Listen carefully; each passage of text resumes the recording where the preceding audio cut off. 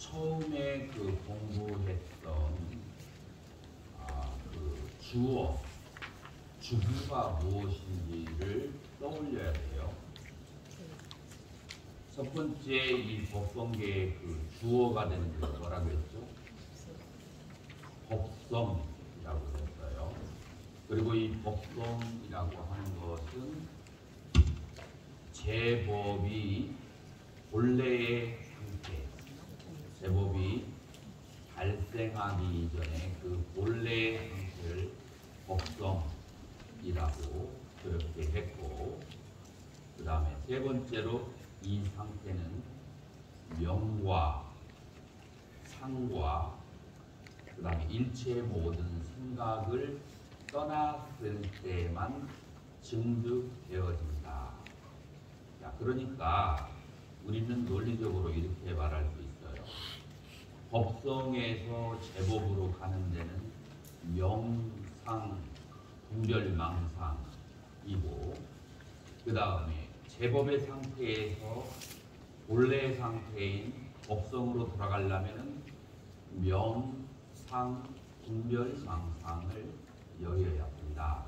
자, 이렇게 우리는 정리할 수 있어요. 그래서 우리는 이 명상, 분별망상이라고 하는 이 세 가지가 법성계에서 얼마나 중요한지 알 수가 있는데, 이거를 가장 적나라하게 설명한 곳이 어디라고 했죠?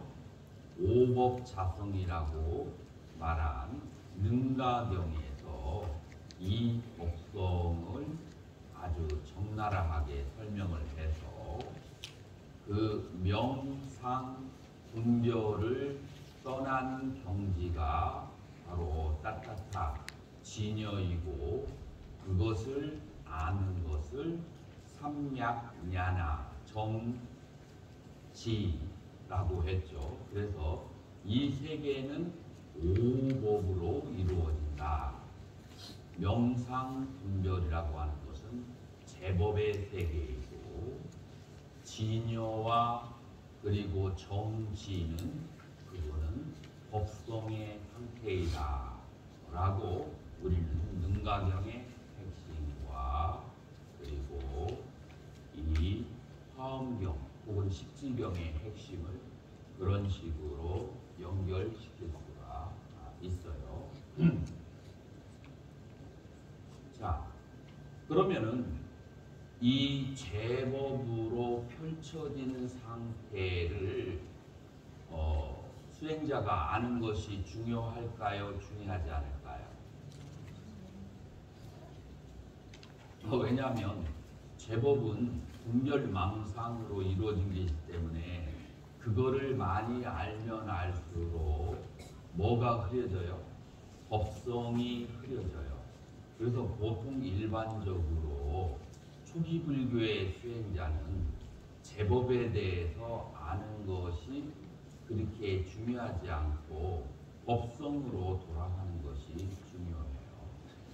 물론 이제 제법 가운데에서도 열반으로 돌아가게 하는 제법이 있고, 제법을 크게 둘로 나눌 수 있는데, 사성제 가운데에서 수행의 길이라고 하는 도로서의 제법이 있고, 그리고 제법 가운데는 분별망상으로 이루어진 삼계라고 하는 제법, 이 두 가지가 있게 되는 거죠. 그래서 이 제법의 세간세계는 둘로 나누어지는데, 하나는 수행의 도로 가는 과정과 하나는 수행의 세계에서 타락의 세계로 분별망상으로 가는 세계, 이 두 개가 합쳐진 것이 제법이다. 그래서 이 제법의 세계는 믹스가 되어 있는 거예요. 순수한 세계라고는 할 수가 없죠. 믹스가 되어 있는 세계다 라고 하는 거예요. 자, 다시 한번 질문을 한다면, 그러면은 이 제법에 대해서 많이 아는 것이 중요할까요? 중요하지 않을까요? 법성으로 돌아가는 사람에게 있어서 법성으로 돌아가는 사람에게 사람에게 있어서 제법 가운데 수행의 과정에 관한 것은 필요하고 나머지 3개에 대한 제법은 알 필요가 없는 것이 아라한의 길을 가는 사람이라고 한다면 보살의 길을 가려고 하는 사람에게 있어서 수행도 말고 일반 중생 세간을 여실하게 이해하는 것이 중요할까요? 중요하지 않을까요? 중요해요. 이유가 뭐죠? 연민심을 발현하기 위해서는 예를 들어서 부모가 자식을 키우는데 이 자식이 마약의 세계에 들어갔다. 게임의 세계에 들어갔다. 그래서 거기에서 빠져나오지 못하고 공부를 제대로 하지 못한다라고 했을 때 나는 게임 좋아하지 않아. 나는 마약 좋아하지 않아. 그래서 게임하는 사람을 전혀 이해하지 못한다. 그러면 자기 자식을 다스릴 수가 없는 거예요. 그래서 게임이 뭐가 어떤 종류가 있고 어떤 것은 건전하고 어떤 것은 건전하지 않고 여기에 중독되면 어떤 어려움이 있고 이 중독된 것을 어떻게 공부의 길로 다스려야 되고 이런 이제 제법에 대해서 상세하게 아는 것이 이 어머님의 입장에서는 중요해요. 마찬가지로 이 보살은 모든 중생이 자식과도 같다라는 그런 생각을 자식이라고 하는 생각을 하기 때문에 이 중생의 길에서 법성의 길로 돌아오게 하려면 제법에 대한 지식이 어떤 욕계, 색계, 무색계의 제법에 대한 지식이 필요하다. 그래서 우리가 율장을 보면 초기 불교의 율장에서는 출가자는 이것도 하지 말고 저것도 하지 말고 저 모든 것을 무슨 뭐 봐주는 거, 사주관상, 팔자복 모든 것을 하지 마라. 그것은 비법이다.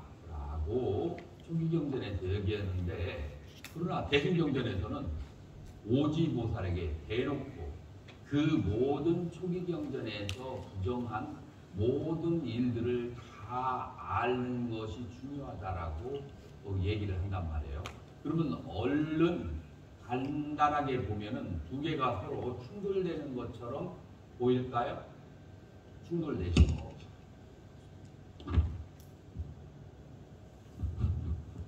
두 개가 서로 충동되는 것처럼 보이지만 그 정신에 있어서는 두 개가 동일한 거예요.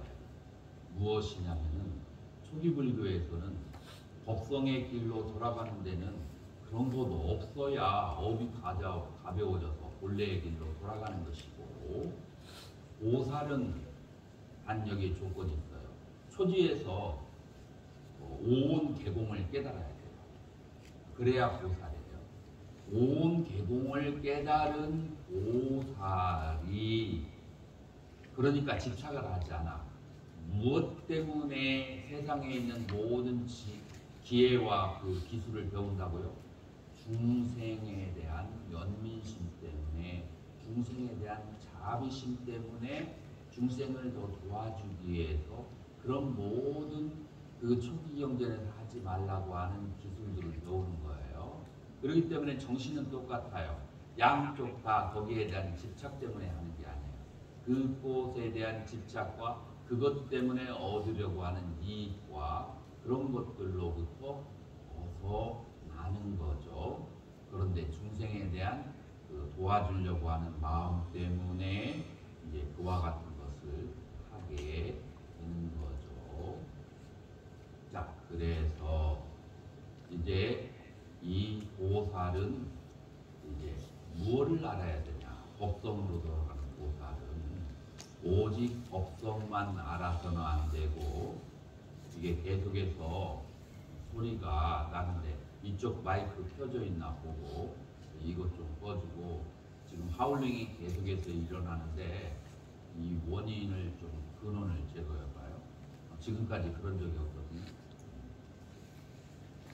자, 그래서 요거 한번 체크해요. 마이크 켜져 있어요.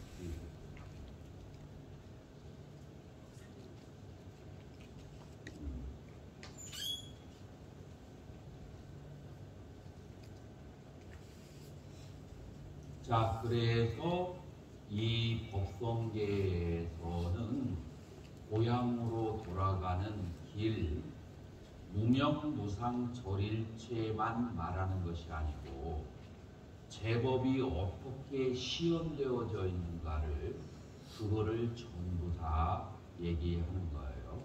그 제법이 시연되어 있는 것이 바로 어떤 식으로 드러나느냐 하면은 욕계, 색계, 무색계는 크게 세 가지로 나눌 수가 있어요. 하나는 시간적인 것이 있고 또 하나는 공간적인 것이 있게 되죠. 그래서 욕계, 색계, 무색계는 이 시간과 공간을 떠나서 더 이상 말할 수가 없는 거예요. 그렇기 때문에 법성계의 5절부터는 시간과 공간에 대해서 말을 하는 거예요.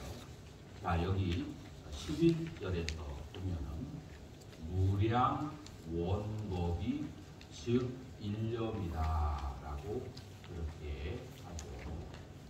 무량한 긴 세월이 바로 일념 속에 있다 라고 그렇게 얘기하는데, 이 법이라고 하는 것은 깔바가 그게 원어가 되는 것인데, 이 깔바에 대해서 이제 자바환경에서는 뭐라고 설명을 하느냐면은 까빠라고도 하고 깔바라고도 하는데, 사방과 상하의 길이가 일유순인 새로 만든 성곽을 겨자씨로 가득 채우고서 어떤 사람이 100년에 한 번씩 겨자씨를 하나씩 꺼내가지고 그래가지고 그 겨자씨가 다 없어질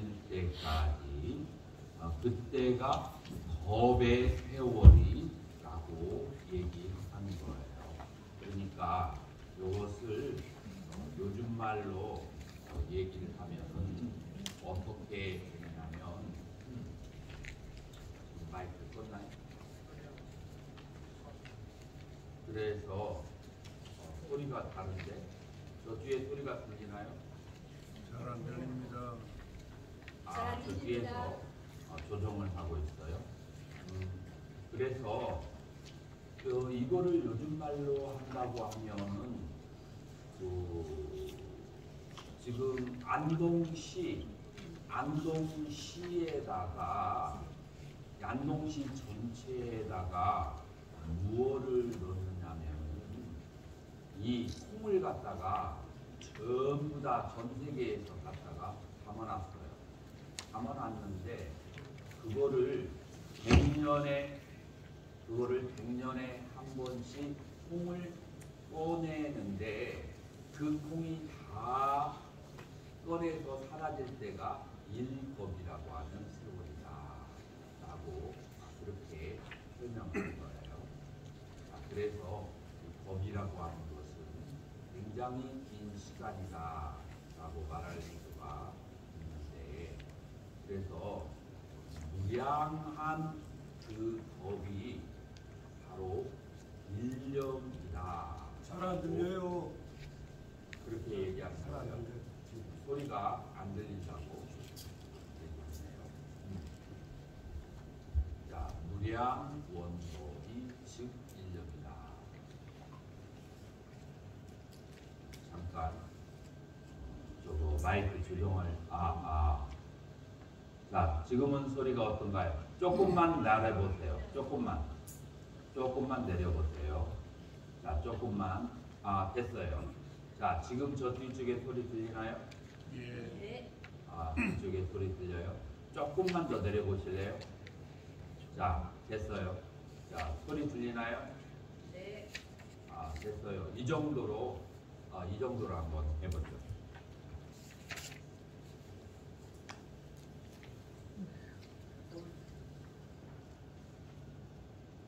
자, 그렇게 해서 지금 훨씬 소리가 좋아요. 됐어요. 요대로 놔둘게요. 자, 그렇게 해서 이렇게 오랜 세월 동안 이 오랜 세월 동안의 세월이 곧 일념 속에 있다라고 하는 거예요. 자, 여러분들이 좌선을 하면서 이제 마음이 고요하고 깊어지게 되면은 반드시 일어나는 관문이 두 가지가 있어요. 하나는 내가 전혀 생각하지 않았던 과거가 떠오르기 시작합니다. 내가 아주 어렸을 때부터 있었던 일들이. 자, 그런데 어떤 일들이냐면 마음속에 약간 충격을 줬던 인상 깊었던 일들이 떠올라요. 그래서 그것은 혹은 좋거나 혹은 나쁜 일들이 있을 수 있는데 그러한 것들이 떠오르죠. 자, 그러면은 30년, 50년 전의 일들이 어디에 매여서 있는 거예요? 지금의 한 생각에서 일으키는 거예요. 자, 그리고 더 나아가서는 50년 전 혹은 100년 전 일이 떠오른다고 했을 때 그것도 모두 어느 점에서 떠오르냐면 지금의 한 마음에서 오는 거예요. 그래서 이 마음이라고 하는 것은 모든 생명 있는 것들이 과거를 인식할 때 없어서는 아니 되는 도구예요. 인정하시나요? 그래서 마음이 없는 생명은 과거를 떠올릴 수도 없고 그 다음에 미래를 계획하거나 생각을 할 수도 없어요. 그래서 일념의 마음에서부터 무량원겁이 다 시작되는 거예요. 우리 여기 보험사에 예전에 주변에 뭐가 있었냐면은 아미타불 하는 이 놈이 무엇인고가 그 앞에 주변에 지금은 안 지금 보이나요? 지금은 안 보이는 것 같아요. 우리 예전에 행자생활할 때 아미타불 하는 이 놈이 무엇인가. 그래서 나는 이게 무슨 말인지 많이 궁금했는데 지금은 교학을 공부하고 나니까 그게 뭘 말하는지가 명확하게 드러나는데 여기에서 아미타불이라고 하는 것은 내 마음이에요? 아니면 내 마음의 대상일까요? 아미타불이라고 하는 것을 내가 마음속으로 염을 했어요. 내가 마음속으로 염을 했을 때 마음의 대상일까요? 마음 자체일까요? 마음의 대상이죠. 마음의 대상을 우리 교학에서는 법이라고 해요. 자, 그런데 아미타불을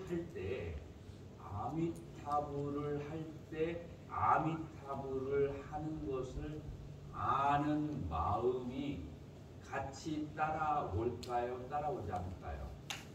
마음이 없이 아미타불을 할 수 있을까요? 할 수가 없죠. 그래서 아미타불이라고 하는 생각이 있는 곳에 거기에 마음이 따라가도록 되어 있어요.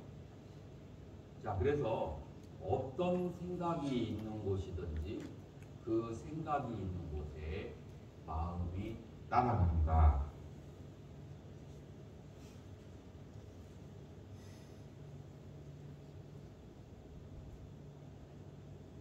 혹시 여러분들의 내 과거 기억에 전화기가 켜져 있으면 하울링이 되는 게 있어요. 혹시 여러분들 전화기가 지금 켜져 있으면 꺼내가지고 한번 꺼주세요. 왜냐하면 오늘 강의가 굉장히 중요한데 아주 심심묘묘한 곳에 들어가야 되는데 얘가 잡아 끌어가지고 위로 올리면 깊은 곳에 갈 수가 없어요. 자, 전화기를 꺼내가지고 켜져 있는 것을 전부 다 꺼져보세요. 예, 하울링이 적어지는 게 느껴지네. 나머지 있는 분들도 꺼내가지고 전부 다 한번 꺼보세요. 여기 녹화가 잘 되기 때문에 본인의 전화기로 녹음할 필요 없어요. 보자. 녹화를 내가 했나?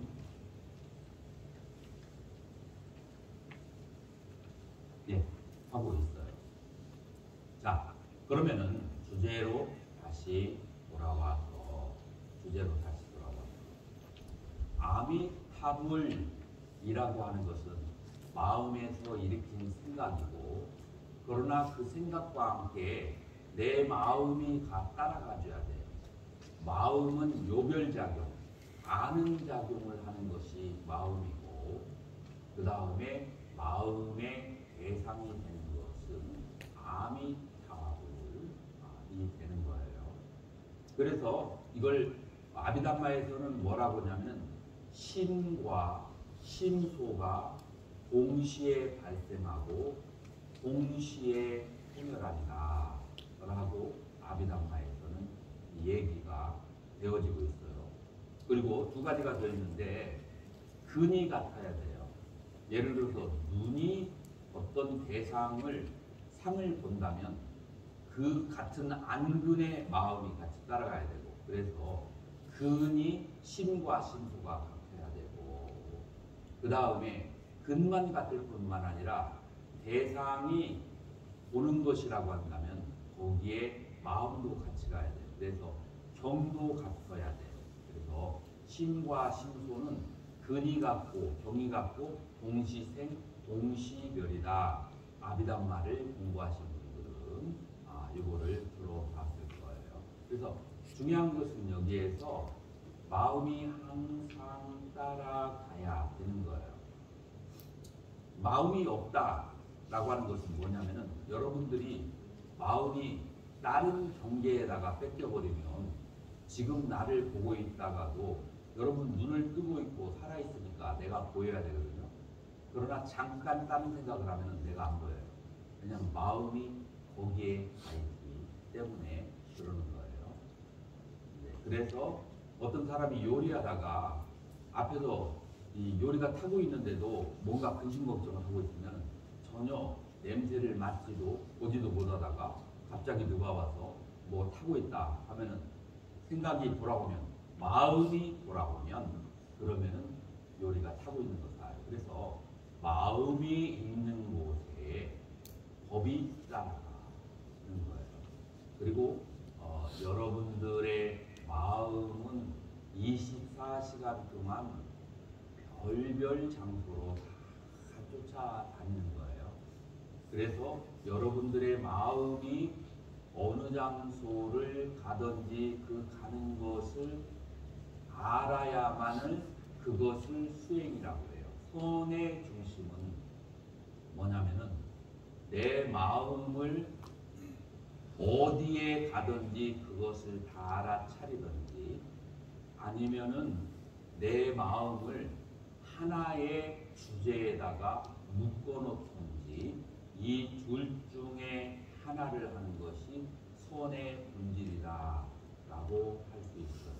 자, 선의 본질은 그래서 이걸 다른 말로 해서 신념처와 법념처라고 해요. 마음은 항상 어디에 가. 자, 그래서 여러분들이 아주 아름다운 조카딸을 절에다가 데려다 놓고 이제 관리를 하고 있어요. 또 남자들이 많이 쫓아다녀서 부모님들이 친척인 여러분에게 조카딸 관리 좀 해달라고 해놓고 있어요. 이 조카딸을 관리하려면 둘 중에 하나예요. 방에다가 놓고 그 다음에 감시를 하든지 못 나가게 하고, 아니면은 나갈 때 같이 쫓아다니든지, 둘 중에 하나를 해야 돼요.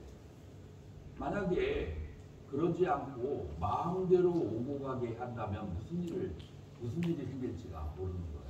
마찬가지로 여러분들의 마음도 한 곳에 메워놓든지, 아니면 마음이 가는 곳을 계속 쫓아가면서 알아차리든지, 이것 둘 중에 하나를 해야 여러분들이 마음이 지옥에 갈 짓을 하는지, 악위에 갈 짓을 하는지, 축생에 갈 짓을 하는지, 인간에 갈 짓을 하는지, 천상에 갈 짓을 하는지, 성문영과 불이 갈 짓을 하는지, 그거를 닿을 수가 있는 거예요.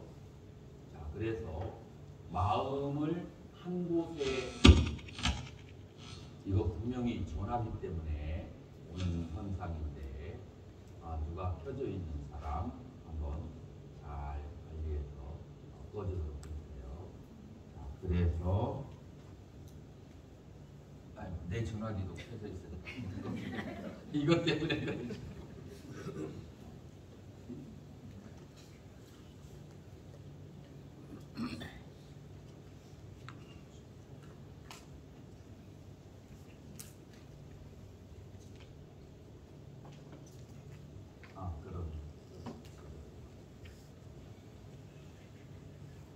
됐어요. 자, 그래가지고 여러분들의 마음, 지금 여러분들이 눈치를 채셔야 돼요. 내가 왜 마음을 이렇게 얘기하는지 지금 여기 주제하고 관련이 되어 있는 거예요. 이 마음 하나로 과거, 현재, 미래와 그 다음에 시간과 공간을 전부 다 다닐 수 있는 것이 여러분들의 마음이 가지고 있는 능력인데, 이 마음이 마음과 마음의 작용 둘로 나눠지게 된다라고 하는 거예요. 그래서 마음의 작용이 가는 곳에 여러분들의 마음이 따라가든지 아니면 여러분들의 마음을 지키든지 하나의 대상에, 그래서 하나의 대상에 묶어놓는 것을 삼매라고 하고요. 마음이 가는 곳을 다 따라다니면서 관찰하는 것을 관법이라고 하는 거예요. 자, 이거를 원어로 말하면 사마타와 윗바사나라고 하고, 한문으로는 지와 관으로 그렇게 설명을 하는 거예요. 이 의도가 뭐예요? 여러분들의 마음을 단속하기 위해서. 그래서 여러분들의 마음의 프리퀀시, 어느 쪽으로 마음이 계속해서 작동하느냐가 그걸 업이라고 하고, 그 자주 가는 그쪽으로 다음 생이 연결이 되는 거예요. 그런데 내 마음이 어디를 자주 가는지를 내가 알아차리는 사람도 있고 알아차리지 못하는 사람도 있어요. 예를 들어서 하루 종일 수행을 잘해. 근데 저녁에 잘 때는 한 9시부터 일반 뉴스를 켜놓고 잠을 자는 사람입니다. 그러면은 9시부터 11시까지 뉴스를 보다가 거기에는 천국과 지옥이 오고 가고 하잖아요. 그래서 잠을 잘 때 막 여러 가지 그 잡스러운 꿈을 꾸게 되는 거예요. 왜냐하면은 그 뉴스에 있는 여러 가지 좋고 나쁜 그런 얘기를 듣기 때문에. 그러면은 여러분들의 마음이 어디에 가 있는 것을 알아차리지 못하는 거예요. 그래서 우리 수행자는 마음이 어디에 있는지를 알아차리든지 마음을 하나에다가 묶어두든지. 자, 하나에 묶어두는 것이 대표적인 게 뭐가 있죠? 나무아미타불 연구를 하든지 아니면은 다란이를 외우든지 옴마니바며 하든지 아니면은 화두를 드는 거예요. 자, 그러면은 이 화두, 다란이, 연불은 마음일까요? 법일까요? 법이에요. 마음의 대상이 되는 거예요. 그런데 이 대상을 외울 때 뭐가 꼭 따라가야 된다고요? 마음이 꼭 따라가야만 되는 거예요. 그래서 여러분들이 아미타불 하는 이놈이 무엇인고 라고 하는 것은 아미타불을 계속 염하면서 의식이 어느 정도 가라앉으면, 들뜸이 가라앉으면, 들뜸이 있는 상태에서는 내 마음이 안 보여요. 의식이 가라앉게 되면 화두를 들어서 의식이 좀 가라앉게 되면 그때 순간적으로 잠깐 집에 갔다 와요. 어떻게? 내 마음을 한번 딱 쳐다봐요. 그런데 이 마음은 이 세상에서 가장 섬세한 상태라서 보려고 하면 내 마음의 그림자를 볼 수가 있어요. 근데 여기에 속는 경우가 있어요. 그래서 그 마음이 일어나는 그 찰나에 내 마음을 탁 보고 욕심부리지 말고 다시 돌아와. 그러면서 화두를 계속 들든지 아니면은 연구를 하든지 다른 일을 하든지. 그래서 불교의 모든 수행은 이 마음을 보는 데에 있다라고 할 수가 있어요. 자, 지금 여기에서는 이 과거와 현재와 미래가 이 모두 마음의 바탕을 두고 일어나고 사라지기 때문에 무량원겁은 이 일념이라고 하는 베이스를 떠나서 있을 수가 없다라고 지금 여기 얘기하는 거예요. 이해가 되셨나요? 네.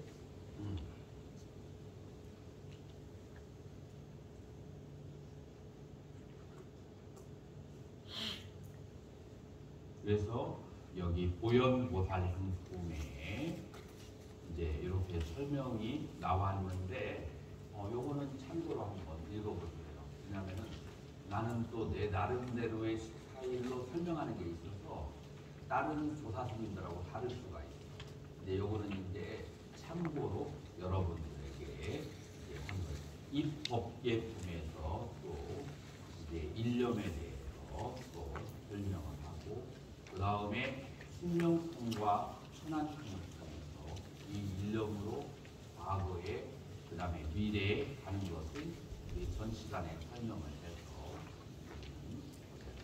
지나도록 하고 그래서 무량 원법 일념 그 다음에 일념의 그 일념이 바로 무량겁이다. 이 무량겁이 일념의 바탕이에요. 자, 그래서 이것을 비유로 들면은 우리가 카메라나 비디오의 카메라에 과거와 현재 그 미래 모든 것을 감안해서 볼 수 있는 것처럼 우리의 마음은 이와 같은 카메라의 역할을 해요. 또 다른 말로 하면 대경이라고 말해요. 대경이 뭐죠? 큰 거울이에요. 왜 큰 거울이냐면은 이 세계에서 일어나는 일을 다 비추어 볼 수 있는 능력이 있는 것이 바로 마음이다라고 하는 거예요. 그래서 그 일념의 무량겁이 다 비추고 일념을 떠나서 그 무량겁을 말할 수가 없어요. 그렇기 때문에 이 무량겁이라고 하는 윤회하는 것이 전부 다 일념 하나를 못 다스려서 발생하는 것이라는 것을 알아야 돼요. 그래서 지금 매 순간순간에 일념을 다스릴 수 있어야 해요. 예를 들어서 화장실에 가니까 에이 이절은 왜 화장실도 제대로 청소도 안 했고 라고 생각하는 것이 정상이죠. 이제 그렇게 생각을 하는 것은 어디로 떨어지느냐? 그것은 12분별로 떨어지는 것이고 일념으로 돌아오는 길일까요? 일념으로 돌아오지 않아요. 공부를 하지 않은 제가인들은 그런 생각을 할 수가 있어요. 그러나 일념으로 돌아가는 그 수행자는 여러 가지 불편한 생각을 보았을 때 그때 그 생각과 함께 일어나는 일념, 그 마음을 비추었다. 그래서 이 마음은 좋은 생각과도 같이 일어나지만 나쁜 생각과도 같이 일어나요. 그래서 모든 생각 속에서 이 마음은 같이 일어나요. 이 마음은 시비, 선악 그런 것을 구별하고 가리고 어떠한 죄와 어떠한 것을 하는데도 이 마음은 차별하지 않고 평등하게 같이 일어나요. 그래서 선악과 시비를 초월해 있는 게 이 마음이에요. 거울이 대상을 비칠 때 좋은 사람, 나쁜 사람, 이쁜 사람, 미운 사람 가려서 비치나요? 그렇지 않잖아요.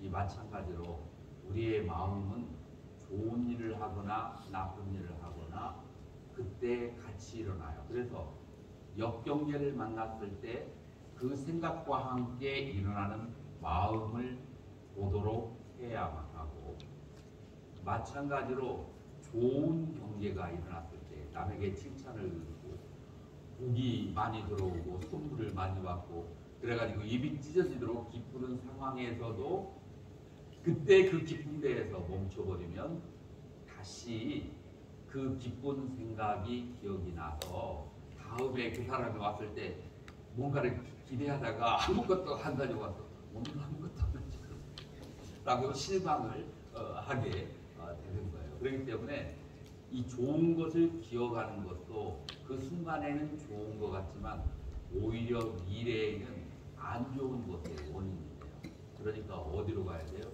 좋은 생각이 딱 떠올랐을 때 그 생각과 함께 일어나는 마음으로 돌아가요.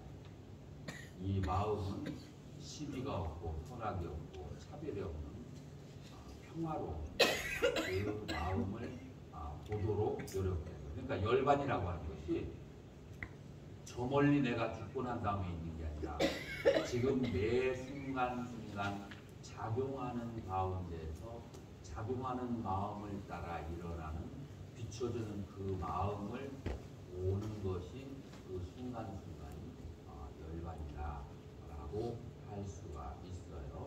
자, 그래서 요 일념 자체가 이 자체를 베이스로 해서 무량법이 다 발생하게 되는 거예요. 그래서 이 일념을 보는 것이 중요하다라고 하는 거예요. 자, 그러면 9세, 10세 호상교 이것에 대한 해석이 조금 각각 달라요. 이것에 대한 해석이 각각 다른데 일단은 그래서 화엄경에서 이세간품에서는 9세와 10세를 뭐라고 얘기를 하냐면 과거, 현재, 미래 3세가 되죠. 그 다음에 미래의 과거, 현재, 무한한 미래 이렇게 6개가 돼요. 그 다음에 현재의 과거, 미래, 그 다음에 현재. 그래서 이 현재의 현재를 이게 한문의 특징이에요. 현재를 평등이라고 적었어요. 그러면 갑자기 평등이 나오니까 우리는 평등이라는 말에 이끌려 가거든요. 무슨 평등을 말할까? 그런데 여기서는 우리가 생각하는 평등을 말하는 게 아니라 지금의 찰나를 말하는 거예요. 그래서 여기의 평등은 만약에 영어로 표현하면 here and now, 지금 여기. 그래서 현재의 지금 여기가 있다. 그렇게 해서 9가지로 갈려지는 것이 바로 9세예요. 자, 그러면 10세라고 얘기하는 것은 무엇인가 하면 자, 10세에 대해서 우리가 전통 우리 조사 스님들이 말씀하신 것을 한번 보자고요. 청량진관 스님, 청량진관 스님은 어떻게 9세를 얘기했냐면 아까 그 화엄경에서 말하는 거와 동일하게 그렇게 얘기를 하는 거예요. 자, 그리고 이제 10세와 9세에 대해서는 뭐라고 말씀하시냐면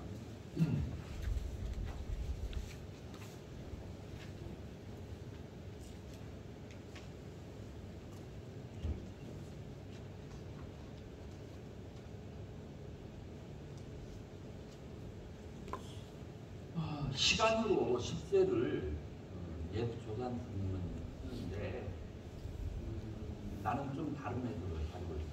여기서 뭐 누가 옳다 그러다라고 말하지 않고 지금 여기에 있는 화엄학의 대가 스님들은 9세 시간에다가 현재를 곱해서 10세로 그렇게 얘기하는데 내가 더 합당하다고 생각하는 것은 여기서 10세는 산스크리트의 해석을 그렇게 인용하다 보면 지옥, 아기, 축생, 인간, 수라, 천상, 속문, 연가, 보살, 불 이렇게 13간을 10세라고 하는 것이 더 합리적이다. 그래서 9세와 10세가 호상직이라고 할 때 시간과 시간이 9개의 시간이 호상직이라고 하면은 그냥 그거는 그 반복이지 새로운 얘기를 하는 것이 아니에요. 그래서 좀 합리적이지 않은 것 같아서 내가 이렇게 해석을 하는데 여러분들은 과거에 그 분들의 해석이 좋으면 그걸 따라가도 말리지 않을게요. 그래서 그 10세는 그러니까 뭐가 되느냐면은 내가 지금 현재 인간 세계에 있으면서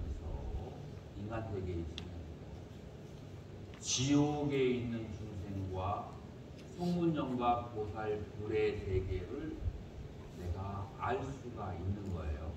그것도 어떻게 하느냐면은 지금 현재에서 속문연각이나 아니면은 지옥아기들의 전생을 아는 거예요.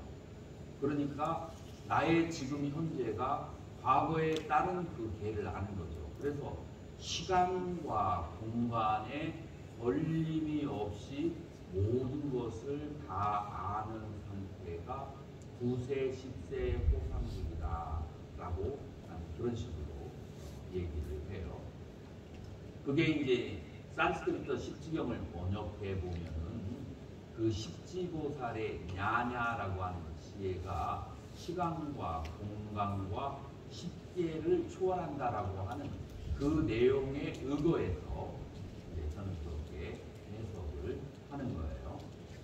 자, 그래서 이제 80화엄이나 이제 장자나 석대승론에서 얘기하는 것은 공통적으로 뭐라고 말할 수가 있느냐면 이 세상이라고 하는 것은 꿈과 같아서 한번 깨우고 나니까 그 모든 있었던 일이 바로 사라졌다. 그래서 9세, 10세 호상질이라고 그렇게 얘기를 하는데 제가 지금 설명한 것이 조금 합리적일 수 있어요. 나중에 여기에 대해서 질문이 있다면 나중에 질문을 받도록 하겠습니다. 그래서 능가경 7장, 능가경의 7장에 이러한 구절이 나와요.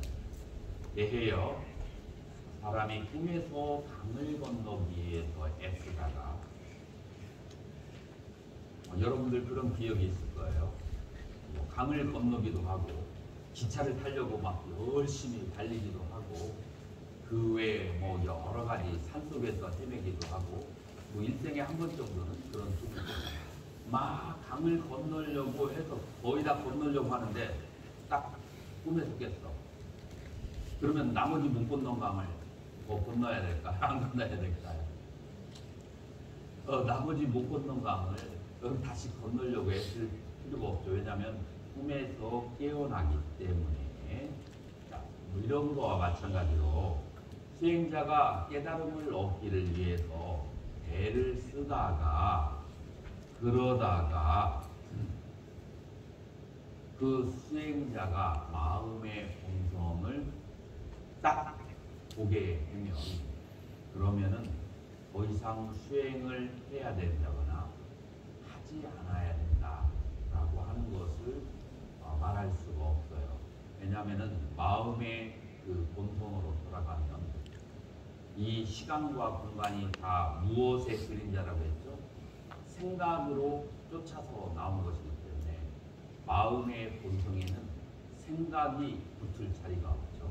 그러니까 시간과 공간이 딱 멈추게 되죠. 이 멈춘 상태에서 수행을 해야 되는가, 수행을 하지 않아야 되는가 라고 하는 것이, 그것이 많은 여러 본수, 번호 점수하는 데 있어서 문제가 돼 있었죠. 그런데 이제 여기에서 뭐라고 말을 할 수가 있느냐면은, 선중에서는 깨달음을 뭐라고 말하느냐면 꿈에서 깨어나는 것으로 비유해요. 그래서 꿈에서 깨고 나면은 일초직이 열애지라서 더 이상 닦을 것이 없다라고 하는 것이 본호돈수를 주장하는 그런 이제 가르침이죠. 그런데 이제 여기 능가병의 가르침을 따라서 보면, 꿈에서 강을 건너서 저 언덕에 가려고 돌아가는 사람이 꿈에서 깨어나면 더 이상 노력할 필요가 없는 것은 맞아요.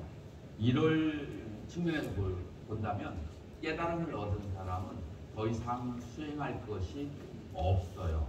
근데 꿈에서 깨어난 것이 꿈에서 깨어나서 다른 꿈으로 들어간 것인지 꿈에서 진짜로 깨어났는지를 무엇으로 알 수 있느냐라고 하는 것이죠.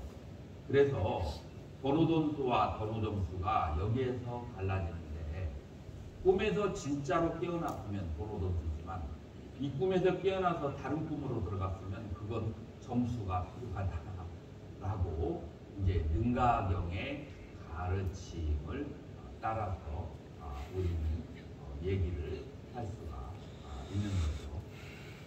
그러면 꿈에서 깨어났는지 다른 꿈을 꾸고 있는지를 무엇을 통해서 우리는 알 수 있을까요?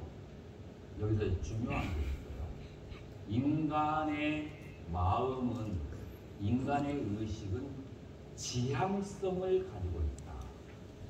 여기서 지향성은 뭐냐면은 마음이 어떠한 대상에 대해서 대상을 향해 있다는 거예요. 자, 지금 여러분들의 마음은 어느 대상을 향해 있죠? 칠판을 향해 있거나 제가 말하는 목소리를 향해 있거나 아니면은 오늘 점심에 좀 일찍 나가서 어디에서 공양을 할까를 생각하고 있거나 아니면은 지금 아침 저녁에 잠을 잘 못 잤더니 조금 혼침이 오네 라고 혼침에 빠져 있거나, 하여튼 마음은 어딘가를 향해 있어요. 스님 요거 배터리 좀 바꿔줘. 이 배터리가 원인인가. 그래서 이 마음은 어딘가를 향해 있는 것을 뭐라고 하느냐면 전문용어로 지향성이라고 그렇게, 마음은 어디를 향해 있어. 그런데 이것은 생시에서만 지향성이 있는 것이 아니고 언제에도 지향성이 있다고요? 꿈을 꿀 때도 마음은 어떤 대상을 향해져 있다는 점에서 꿈과 생시가 여기에서 동일하게 되는 거예요. 꿈과 생시가 여기에서 동일한 것이다 라고 하는 거예요. 스님, 배터리가 여기에 있습니다. 꿈과 생시가 바로 이런 점에서 동일하다고 그렇게 볼 수가 있어요. 아무래도 소리가 계속 띠띠거리니까 10분간 휴식을 취하고 배터리 정리를 하고 다시 시작하도록